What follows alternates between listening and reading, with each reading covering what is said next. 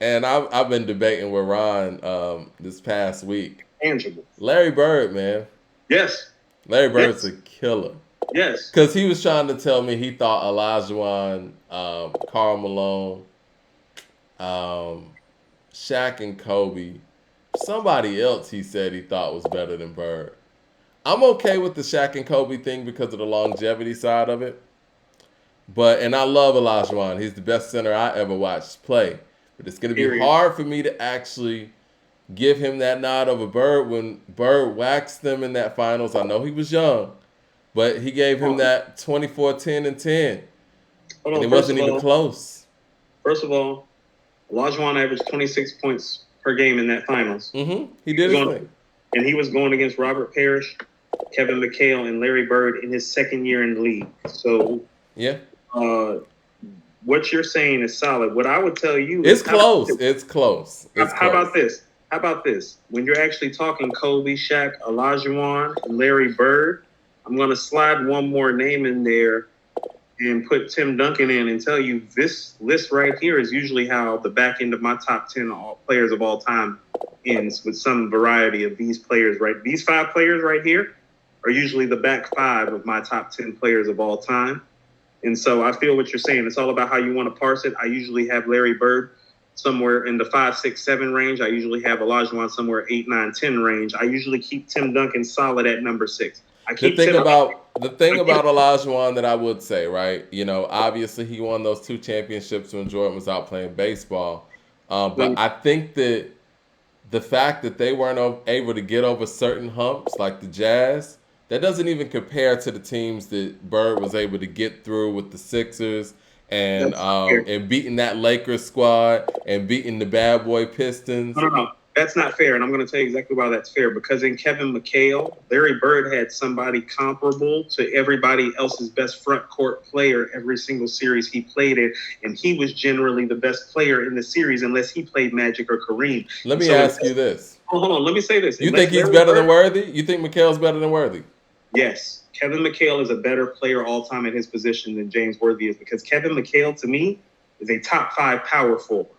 As in, when we are talking about power forwards, it goes Tim Duncan, Kevin Garnett, and then after that, we can have an argument. Because Charles Barkley didn't stay in shape, Karl Malone didn't win, and Kevin McHale used to give both of those motherfuckers the business. Man, I'm sorry, man. Kevin McHale's not on Karl Malone's level. Come on. Kevin McHale, hold on. Kevin McHale is Charles Barkley. Hold on. Stop for a second. Kevin McHale is a better post player than both of those guys.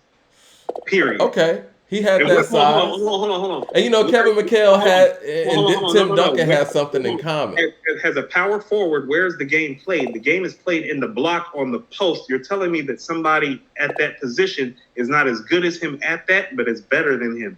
No, but see, you know what him and Tim Duncan had in common? They were centers. They were centers that were masquerading as power forwards. Kevin McHale 6'11", Tim Duncan 6'11". If you want to say that, that's fine. But here's the reality. I thought Tim was 7 feet. He might be 7 feet, but what I'm trying to say is that if I'm putting my top power forward list together, it goes just like this. It goes Tim Duncan, it goes Kevin Garnett, because Kevin Garnett is the best two-way power forward ever. It's not even a conversation. There's been nobody as skilled at the power forward position as him. He can bring the ball up the court. He can shoot the three. He's Defensive Player of the Year. He's an MVP. He's an NBA champion. He's transcendent. Hold on. He used to give it to Tim Duncan and Rasheed Wallace in their prime. If you go look at Kevin Garnett. I love Kevin Garnett. If you go look at Kevin Garnett's numbers versus Tim Duncan's numbers in their prime head-to-head, Kevin Garnett has the better numbers and doesn't have the better. I've always argued that Kevin Garnett is the better player between the two. He just got drafted to a team that wasn't as good as Tim Duncan. Can you imagine if Kevin Garnett got drafted to the Spurs? Hold on. This is exactly what I say about that every time somebody says that. DeCarlo says, what about Dirk?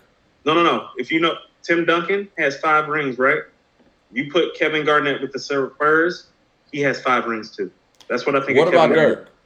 Dirk is 6 on my list. So it goes Tim, KG, Kevin McHale, Charles Barkley. If you want to put Barkley ahead of McHale, I'm cool with that. Kevin McHale's not better than Dirk. Come on, man. I do think he's better than Dirk. He's not. You hold Kevin McHale extremely high. I do, because his post moves are the best shit that I've seen next to Olajuwon. What say you? The game is played in the post at the power forward position.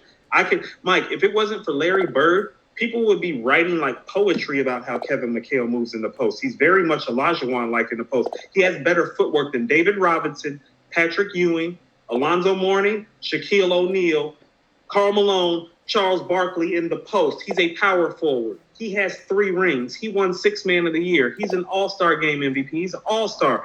He's one Terrence of the Keith says Coop is delusional. McHale is not better than Karl Malone. I'm agreeing. Hold on. In that finals that you're talking about, it was actually Kevin McHale shaking down Olajuwon.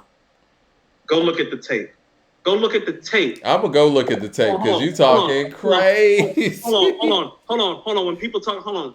Kevin Garnett, ask Kevin Garnett where his footwork come from, Mike. Who drafted Kevin Garnett? Yeah. Who drafted Kevin Garnett? Kevin McHale drafted Kevin Garnett. The real Leonard Washington says, in what world...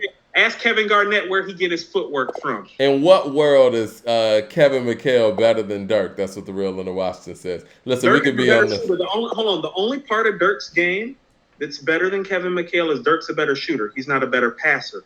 He's not a better rebounder. He's not a better defensive player. He's not a better post player. What the numbers say?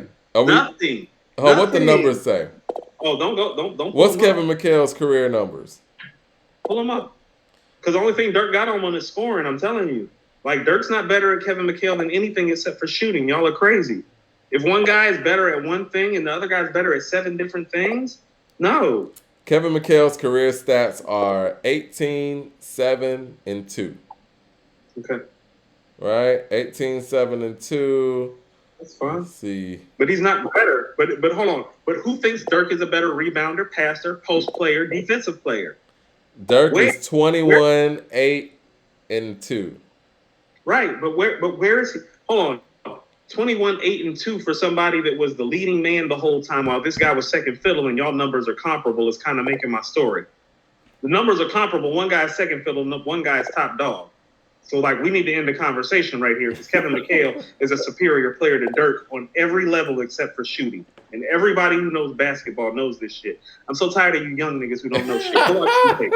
Go watch some tape with your young ass. All right, man. Let's get out of here, man. We going on 3 hours. The young dudes need to watch some tape and stop thinking it because Dirk know how to shoot. Dirk never did. Dirk's not a good defensive player. Dirk's not a good rebounder. Dirk's not a good passer. Dirk didn't become a great team player until pressure got applied to his ass. Like, he's not better than Kevin McHale. No, he's not. Yo, man. We need to pick this up on Wednesday, man. I'm going to go do my research on Kevin McHale because, again, I never rank Kevin McHale when it comes to power forwards. I have heard Charles Barkley say that Kevin McHale is the best power forward he ever played against. Did Charles Barkley say that? I've heard him say that. Hold on, Mike. Most people who saw Charles play think Charles is the best power forward they played against. What does it say that the best power forward that everybody else played against thinks Kevin McHale's the best guy? Yeah. So I'm gonna go do my research on Kevin McHale. I'm a big Bird fan though, and I can only imagine with the fundamentals and the vigor that Bird played with, it had to rub off on Kevin as well. And that front line was crazy. Dennis Johnson, Kevin McHale, Robert Parrish. But what I was gonna say, if you sit here and line up, let's just say Parrish, Bird, McHale, then you got Worthy, Kareem, Magic. How is it going? What's the ranking? Who's number 1, 2, 3? Because Kareem is Kareem. Kareem is Kareem, so he's number 1. Okay. Magic is number 2. Okay. Slightly. And here's what I mean slightly. Because Magic is the best passer who ever picked up a basketball. Okay. Larry Bird is not the best shooter who ever picked up a basketball because that belongs to Steph. But here's what Larry Bird is. Larry Bird's intangibles are just off the scale. Larry Bird still might be the best clutch shooter who ever lived. Yeah. He still might be that. So it would go it would go Kareem, Magic, Bird, McHale, Worthy, Parrish. I think you're sleeping on Worthy. That's my debate right there between Worthy and McHale. No, because here's what I'm trying to tell you. And we're going to leave it right here. If Larry Bird doesn't exist, Kevin McHale is an MVP who averages 25 points and 12 rebounds a game for his career. If Magic Johnson doesn't exist, James Worthy doesn't put up those numbers because a lot of what James did is predicated on how they ran that system. And I don't know, man, because James was the number 1 overall pick. James was the number 1 guy at that North Carolina team that had Michael Jordan. No. Hey, how about this? James showed up during Michael Jordan's sophomore year and was like, shit, I'm not the best player on this team anymore. That's Michael Jordan. But the fact that he ever was, and then he was the number 1 pick coming out of that North Carolina team that had Jordan. And then he ended up on a team, with all due respect.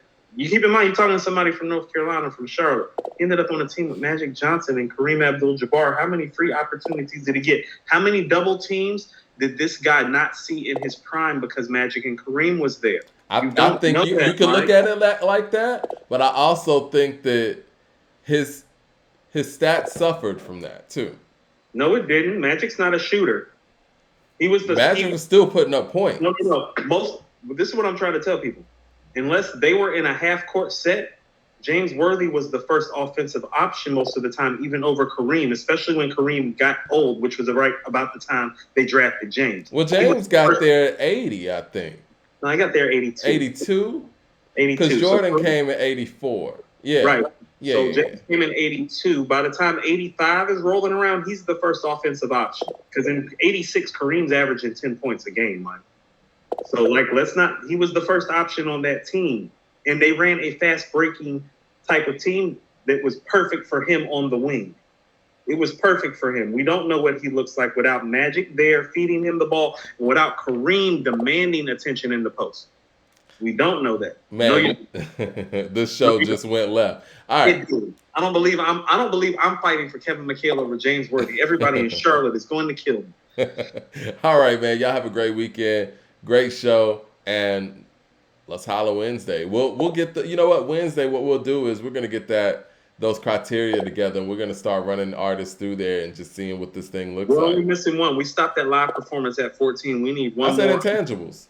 Oh, intangibles. That's how we got on this whole basketball conversation. It is. That's where we're going.